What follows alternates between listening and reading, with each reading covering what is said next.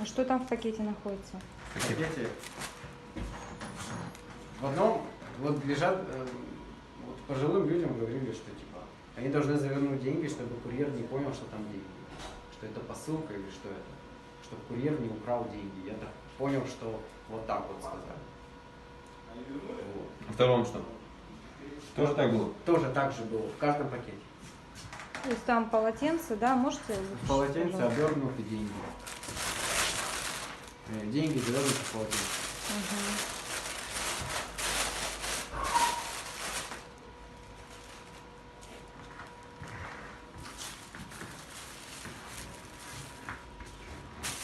И с самого первого момента было жалко, когда с первого заказа я забрал. Что вы можете сказать молодым людям, которые, может быть, тоже подумывают заработать Молодым таким образом? людям я могу сказать, что легких денег нету, тем более в интернете. Идите, работайте, зарабатывайте.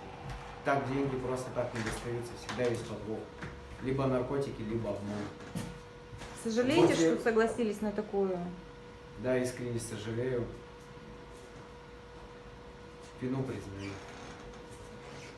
Прошу прощения у каждого пенсионера, которого я обманул.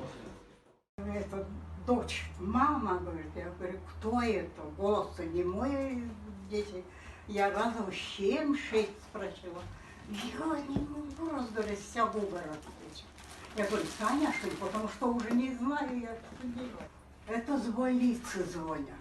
А потом мне этот мужчина позвонил по сотовому. И говорит, это следователь. Вот, мы с Таней, и это, которая девушка-то попала, где она? Она в больнице. Ну, я вам сейчас буду диктовать. Мы с Таней договорились, что сколько же так надо платить-то, 1,5 миллиона, говорит. Я говорю, откуда мне такие деньги-то? Потом, ну, по частям мужик-то сказала. 500 тысяч было, Вот правильно? это я помню. Спасибо большое сотрудникам, что так оперативно все сделали, все нашлись, деньги нашлись, и от бабушки очень большое спасибо, что вот так прям весь город прям искал их и нашли.